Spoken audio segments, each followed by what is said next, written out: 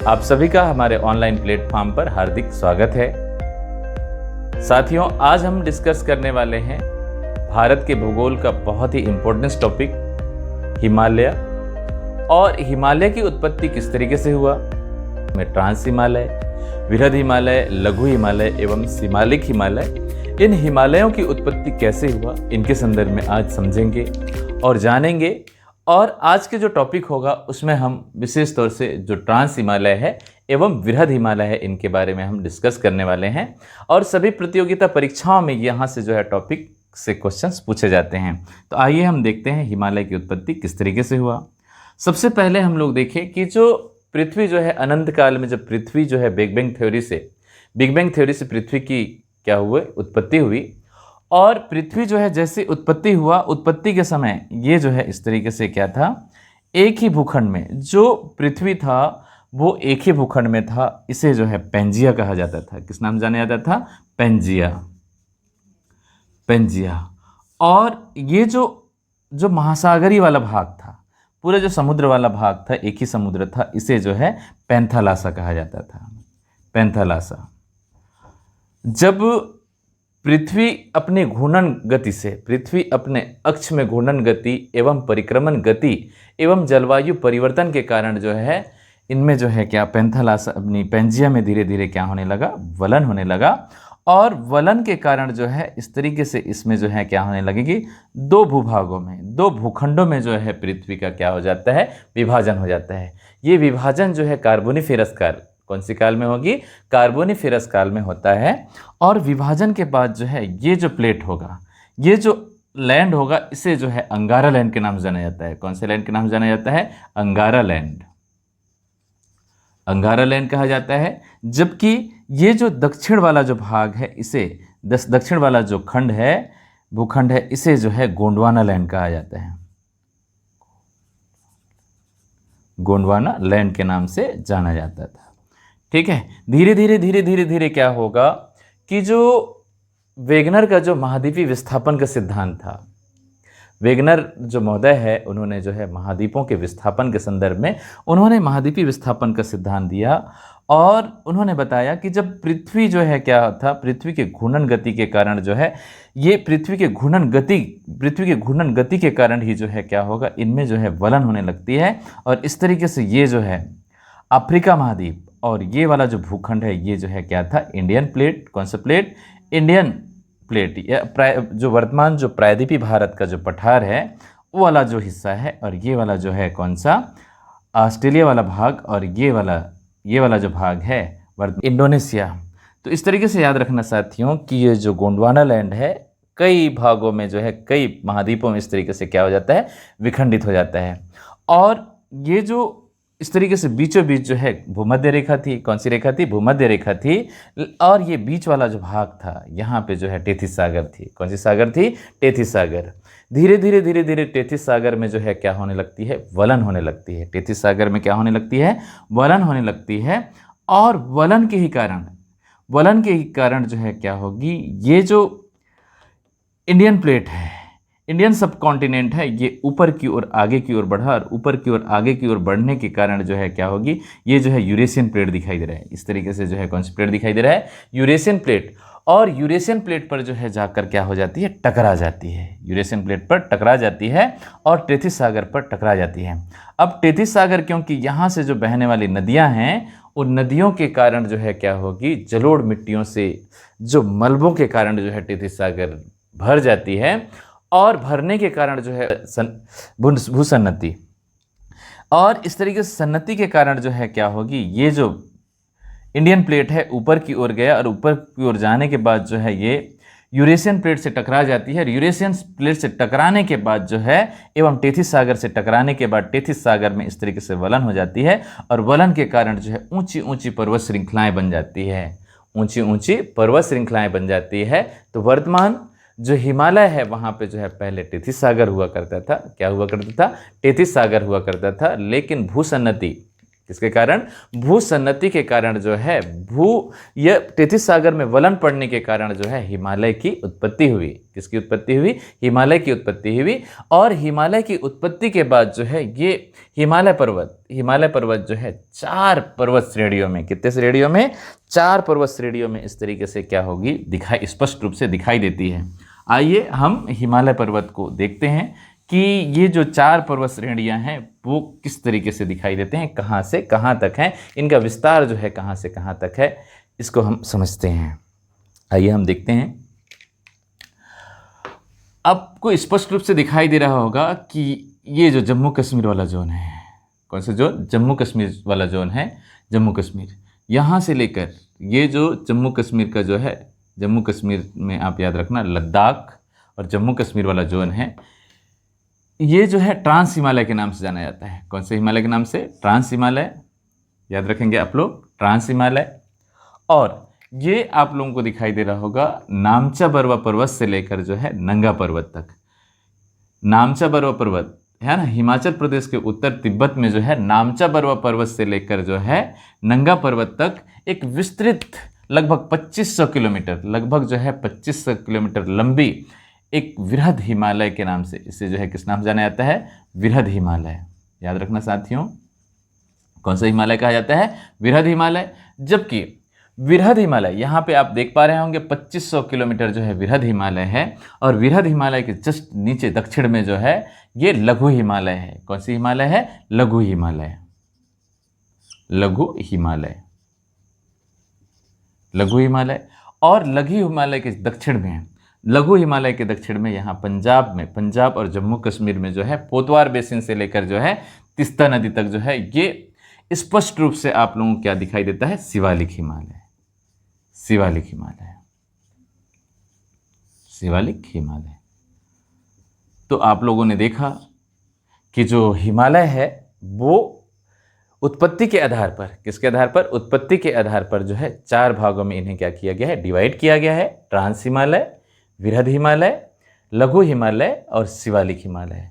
Trans Himalaya, Himalaya पर्वत के सबसे उत्तर में ये यूरेशियन प्लेट का हिस्सा है। किसका हिस्सा है? Eurasian plate. क्योंकि जैसे ही जो है आप याद रखेंगे कि जो प्रायद्वीपीय पठार जो है टेथिस सागर में टकराया, और टेथिस सागर में जो है क्या होगी? ऊंची ऊंची वलन होकर जो है वृहद हिमालय का निर्माण हो गया। और बारी बारी से हम जो है वृहद हिमालय, लघु हिमालय, शिवालिक हिमालय और हम ट्रांस हिमालय को आज समझते हैं। और आप लोगों के मन में कोई भी दुविधाएं होगी इनसे संबंधित, तो वो सारे के सारे जो है क्या है? क्वेश्चंस आपसे बन जाएंगे। तो साथियों, हम इन्हें जो है मिटा देते हैं और हम समझते हैं हिमालय को। चलिए आइए हम समझते हैं ट्रांस हिमालय। कौन सी हिमालय को देखते हैं सबसे पहले हम? ट्रांस हिमालय।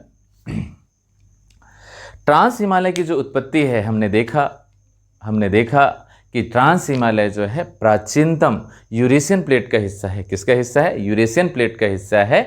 जब टेथिस सागर एवं प्रायद्वीपीय पठार जाकर जो है किससे? यूरेशियन प्लेट से टकराती है, और यूरेशियन प्लेट पर भी जो है क्या होने लगती है? वलन होने लगती है। क्या होने लगती है? वलन हो जाता है। इसे ही जो है ट्रांस हिमालय के नाम से जाना जाता है।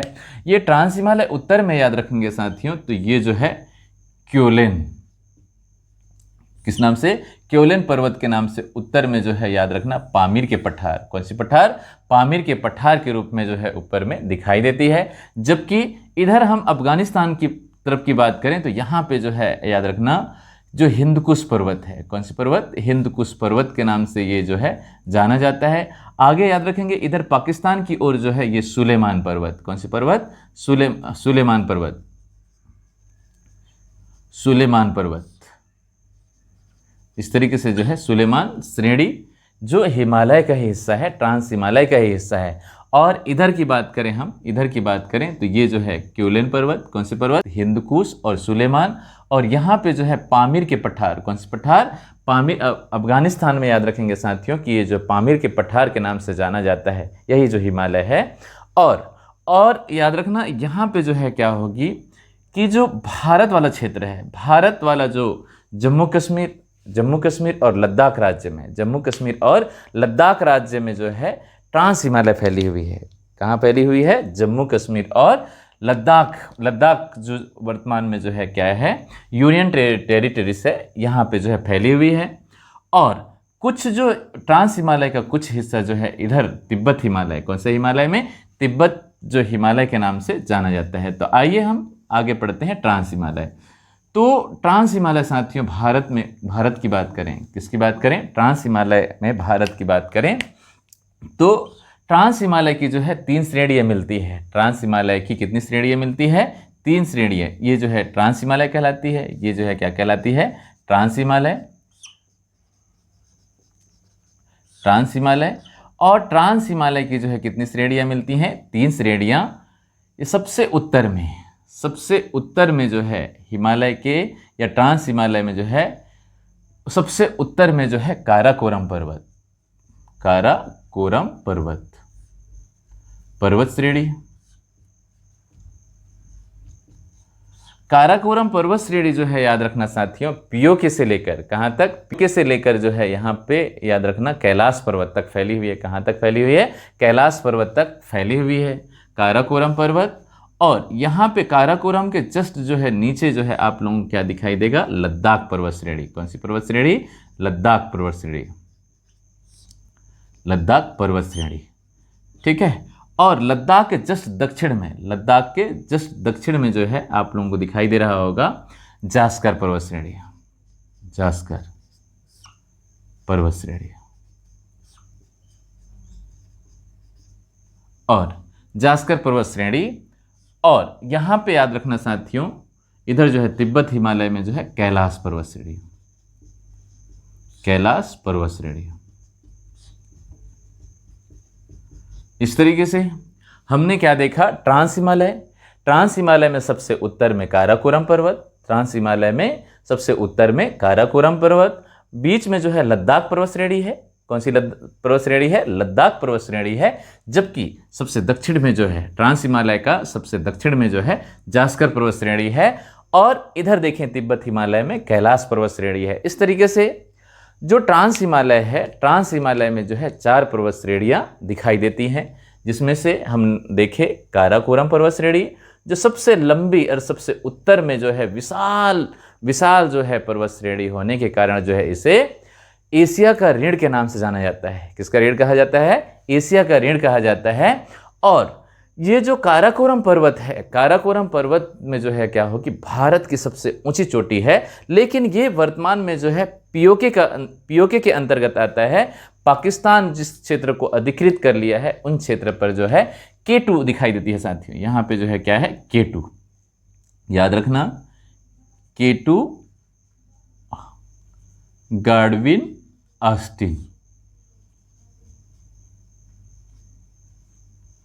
K2 गाडविन ऑस्टिन, जिसकी जो ऊंचाई है 8,611 मीटर, 8,611 मीटर। ये जो है भारत की सबसे ऊंची चोटी का नाम है साथियों। ये जो है किसमें है, काराकोरम पर्वत पे है। कौन सी पर्वत पे है, काराकोरम पर्वत पे। याद रखना साथियों, K2 गाडविन ऑस्टिन, जिसकी ऊंचाई कितनी है, 8,611 मीटर। और इस तरीके से K1, K2, K3, K4, K5, K6, इस तरीके से जो है काराकोरम पर्वत पे बहुत सारे जो है पर्वत शिखरें हैं। क्या है, अलग अलग पर्वत शिखरें हैं, जिसमें से हम K2 की ऊंचाई जो है क्या है, सबसे अधिक है। लेकिन K2 जो है इस तरीके से याद रखना, यहाँ तक जो है क्या है, पीओके, जो पाकिस्तान ऑक्युपाइड कश्मीर है, पाकिस्तान ऑक्युपाइड पीओके का क्षेत्र है। किसका क्षेत्र है ये, पीओके, मतलब पाकिस्तान ने इस क्षेत्र को क्या कर लिया है, ऑक्युपाइड कर लिया है। उस क्षेत्र में जो है K2 गाडविन ऑस्टिन है। आइए हम नेक्स्ट देखते हैं कि जो ये काराकोरम पर्वत है, कौन सी पर्वत है, काराकोरम पर्वत है। इसी काराकोरम पर्वत पर जो है बहुत सारे ग्लेशियर दिखाई देते हैं। क्या दिखाई देते हैं, ग्लेशियर दिखाई देते हैं, जिसमें सियाचिन ग्लेशियर, जो लंबी लंबी ग्लेशियर हैं या हिमखंड हैं। क्या है, लंबी लंबी और ऊंची ऊंची हिमखंड हैं, जैसे सियाचिन ग्लेशियर। कौन सी ग्लेशियर, सियाचिन ग्लेशियर। यहाँ पे याद रखना साथियों, यहाँ पे कौन सी ग्लेशियर, मैं इधर लिख देता हूँ, सियाचिन, सियाचिन ग्लेशियर।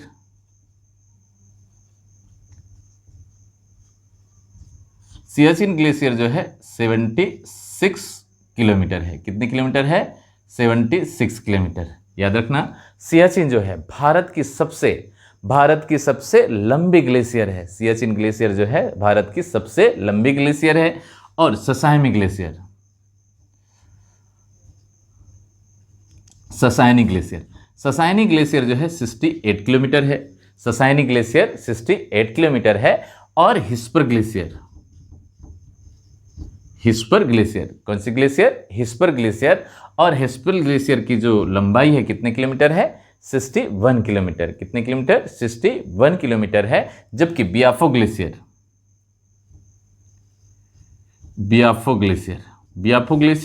ये 62 किलोमीटर है। Biafo glacier 62 kilometre. Biafo glacier 62 kilometre. एवं बाल्टोरो ग्लेशियर, कौन सी ग्लेशियर है? बाल्टोरो ग्लेशियर। कौन सी ग्लेशियर है? बाल्टोरो ग्लेशियर। ये जो है 58 किलोमीटर है साथियों। कितने किलोमीटर है? 58 किलोमीटर। और यहीं पे जो है क्या है? खुर्देपिन ग्लेशियर, जिसकी लंबाई कितनी है? 61 किलोमीटर है। खुर्देपिन एवं रीमो ग्लेशियर। तो इस तरीके से हमने क्या देखा? जो काराकोरम पर्वत है, कौन सी पर्वत है? काराकोरम पर्वत है। और काराकोरम पर्वत में जो है सियाचिन ग्लेशियर जो 76 किलोमीटर लंबी है, ससायमी ग्लेशियर जो 68 किलोमीटर, हिस्पर ग्लेशियर जो 61 है, बियाफो ग्लेशियर जो 62 है, एवं बाल्टोरो ग्लेशियर जो 58 है। ऐसे ही हमने क्या बताया? खुर्देपिन ग्लेशियर, कौन सी ग्लेशियर? खुर्देपिन ग्लेशियर जो 41 किलोमीटर है। और रैमो ग्लेशियर, कौन सी ग्लेशियर? रैमो ग्लेशियर जो 40 किलोमीटर लंबी है। तो यहाँ पे याद रखना, ऊंची ऊंची जो है क्या है? हिमखंड है। क्या है? हिमखंड है। तो इस तरीके से हमने क्या देखा? जो काराकोरम पर्वत श्रेणी है उनमें K2 गार्डविनास्टिंग, जिसकी ऊंचाई 8611 मीटर है। और इसके जस्ट आगे हम देखेंगे तो यहाँ पे जो है सियाचिन ग्लेशियर है। सियाचिन, जिसकी जो भारत की सबसे लंबी ग्लेशियर है। लेकिन यहीं पे जो है क्या है? अक्साई चीन, जो इस तरीके से जो है क्या है? अक्साई चीन वाला क्षेत्र है। अक्साई चीन क्या है भाई? तो यहाँ पे जो है actual line of control LAC है, क्योंकि इस यहाँ तक जो है इस क्षेत्र को जो है चीन ने क्या कर लिया है? ऑक्युपाइड कर रखा है साथियों। किसने ऑक्युपाइड कर रखा है? चाइना ने ऑक्युपाइड कर लिया है।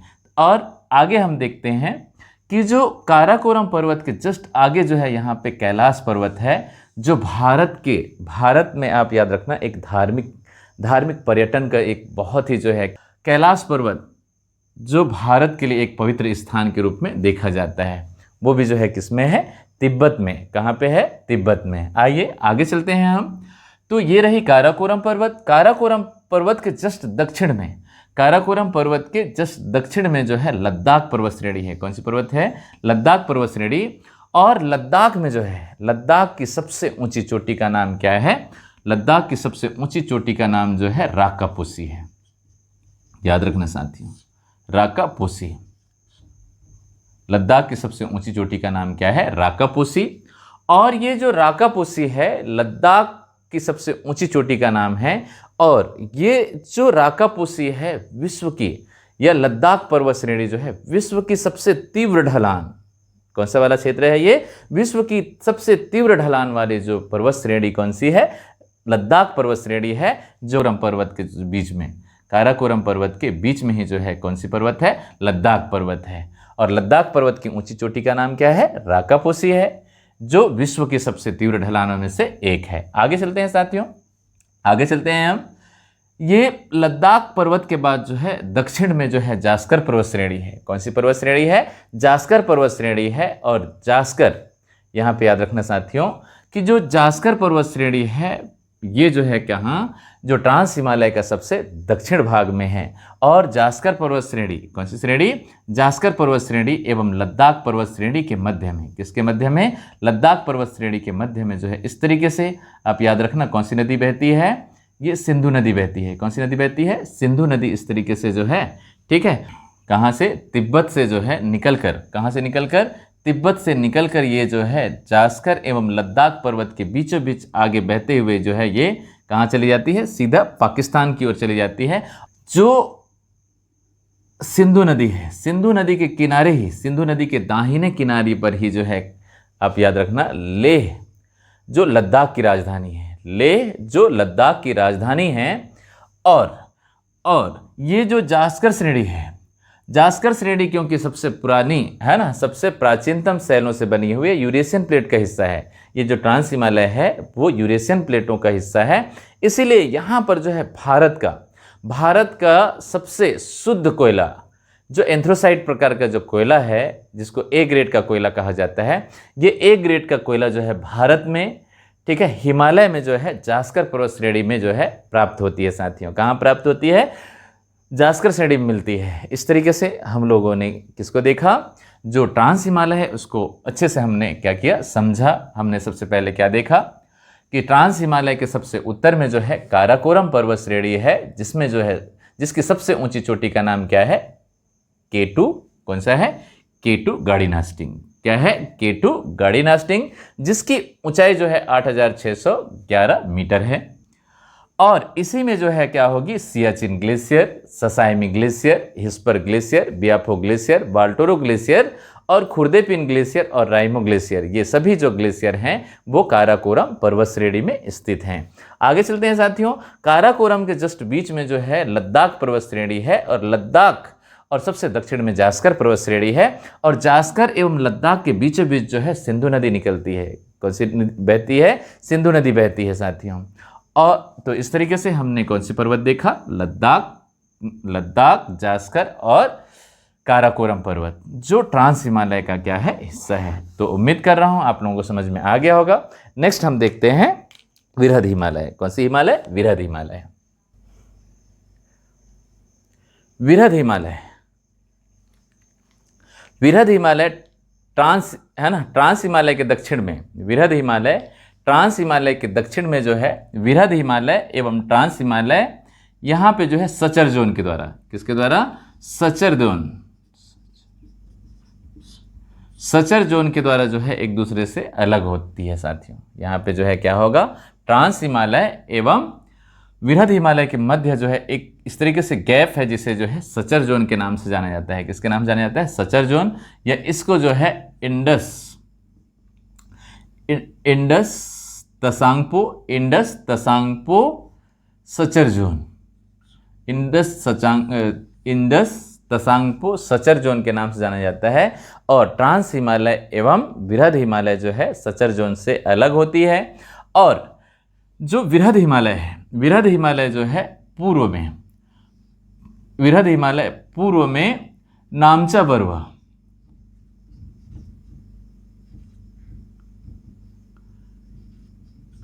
पूर्व में नामचा बरवा पर्वत, पूर्व में नामचा बरवा से लेकर जो है पश्चिम में जो है नंगा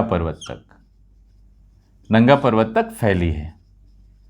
और इसकी जो लंबाई है, पूर्व से पश्चिम की जो लंबाई है साथियों, यहाँ पे याद रखना, पूर्व से पश्चिम, हिमालय में जो है पूर्व से पश्चिम की जो लंबाई है, लगभग लंबाई की बात करें हम, लंबाई की बात करें तो ये 2500 किलोमीटर, कितने किलोमीटर है? 2500 किलोमीटर। विशाल हिमालय है, विशाल हिमालय है, ठीक है ना, जो नामचा बरवा पर्वत से लेकर कहाँ तक फैली हुई है? नंगा पर्वत तक, लगभग 2500 किलोमीटर। जबकि जो है पूरे जो हिमालय की जो चौड़ाई थी, वो हिमालय की जो चौड़ाई कितनी है? हम औसत जो है 250 किलोमीटर, कितने किलोमीटर है? 250 किलोमीटर जो चौड़ी हिमालय है। और इतना जो विस्तृत हिमालय है, इनके बारे में हम आज समझते हैं। आइए समझते हैं हम कि ये जो विरहद हिमालय है, विरहद हिमालय जो ट्रांस हिमालय के दक्षिण में एक विशाल हिमालय है, जिसे हिमाद्री हिमालय, किसके नाम जाना जाता है? हिमाद्री हिमालय, हिमाद्री, आंतरिक हिमालय, आंतरिक हिमालय या महान हिमालय, महान हिमालय आदि नामों से जाना जाता है। हिमाद्री हिमालय, हिमाद्री हिमालय का मतलब जो है क्या होगी? विश्व की सबसे ऊंची पर्वत, 7 सबसे ऊंची पर्वत श्रृंखलाएं जो है विरहद हिमालय में स्थित है। किसमें स्थित है? विरहद हिमालय में अवस्थित है, ठीक है ना। और हम लोगों ने क्या देखा था कि हिमालय की जो उत्पत्ति है भूसन्नति के कारण हुआ है। किसके कारण हुआ है? भूसन्नति के कारण जो है ये, क्योंकि अत्यधिक नवीन एवं वलित पर्वत हैं, नवीन एवं वलित पर्वत हैं। टेथिस सागर, कौन सी सागर?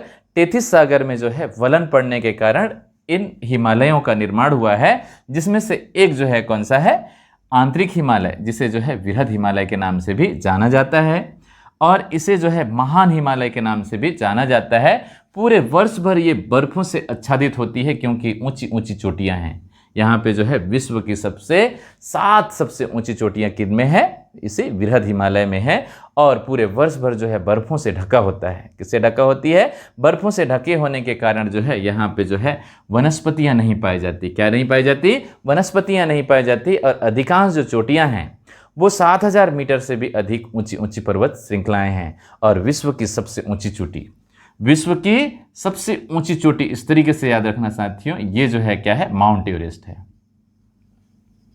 माउंट एवरेस्ट, माउंट एवरेस्ट जिसकी ऊंचाई जो है 8848 मीटर है।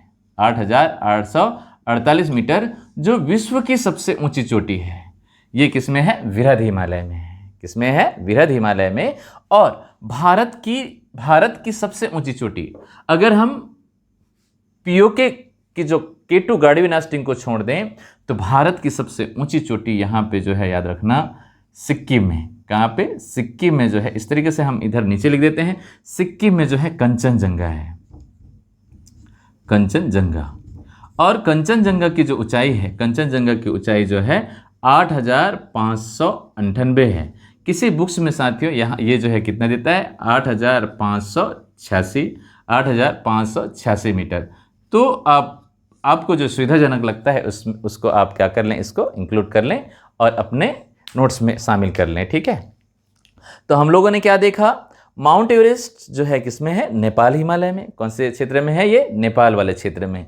तो याद रखेंगे साथियों, हमने क्या बताया कि जो वृहद हिमालय है नामचा पर्वत से लेकर जो है कहाँ तक फैली हुई है ना, जम्मू कश्मीर में नंगा पर्वत तक फैली हुई है। और 7 सबसे ऊंची ऊंची चोटियां जो है किसमें है, वृहद हिमालय में फैली हुई है।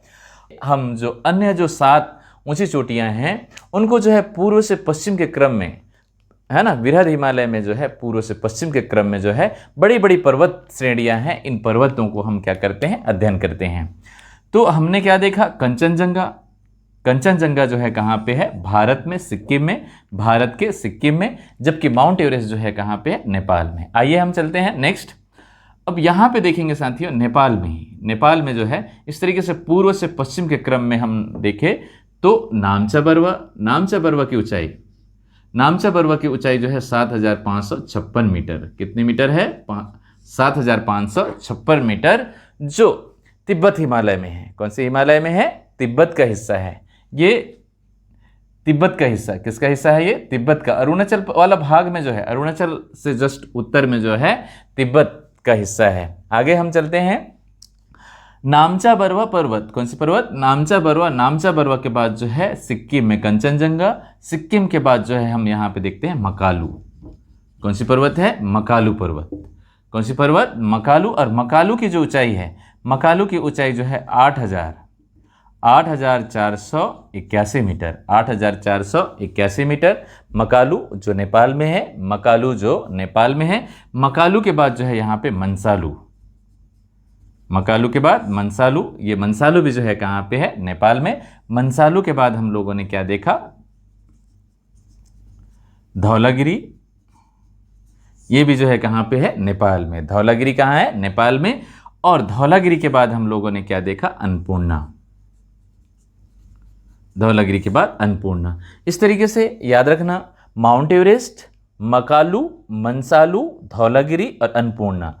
माउंट एवरेस्ट, मकालू, मंसालू, धौलागिरी और अन्नपूर्णा, ये सब कहाँ पे हैं, नेपाल में है। और अन्नपूर्णा की ऊंचाई यहाँ पे याद रखना, अन्नपूर्णा की ऊंचाई जो है कितना है, 8078 मीटर। 8078 मीटर। यहीं पे जो है धौलागिरी की ऊंचाई कितनी है, 872 मीटर, नहीं 8072, सॉरी 8172 मीटर।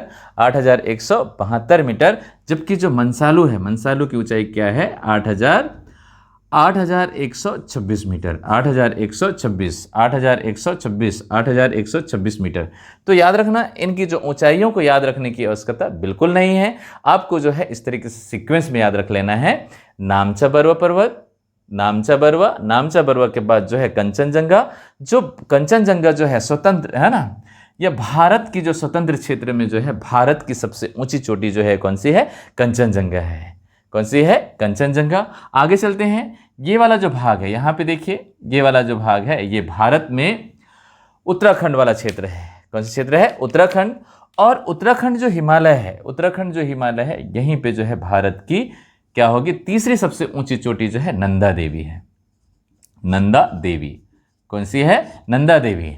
और नंदा देवी की ऊंचाई, नंदा 817, 7,817, 7,817 जो है किसकी ऊंची चोटी है? नंदा देवी की, जो भारत की तीसरी ऊंची चोटी है। भारत की तीसरी ऊंची चोटी का नाम क्या है? नंदा देवी। पहला जो है K2 गाड़वीनास्टिंग, दूसरा पहला जो है K2 गाड़ीनास्टिंग, दूसरा जो है कंचनजंगा, तीसरा जो है नंदा देवी। तीसरा जो है नंदा देवी जो उत्तराखंड में है। नंदा देवी के बाद जो है केदारनाथ, नंदा देवी के बाद केदारनाथ, कामेट। नंदा देवी के बाद यहाँ पे मैं लिख देता हूँ कि जो भारत में जो उत्तराखंड, कहाँ पे? उत्तराखंड में जो पड़ने वाली जो पर्वत श्रेणियाँ हैं यहाँ पे, ये इसको हम इस तरीके से यहाँ पे लिख देते हैं कामेट पर्वत। कौन सी पर्वत? कामेट। याद रखना, कामेट, नंदा देवी, कामेट, नंदा देवी, कामेट। यहाँ पे त्रिशूल,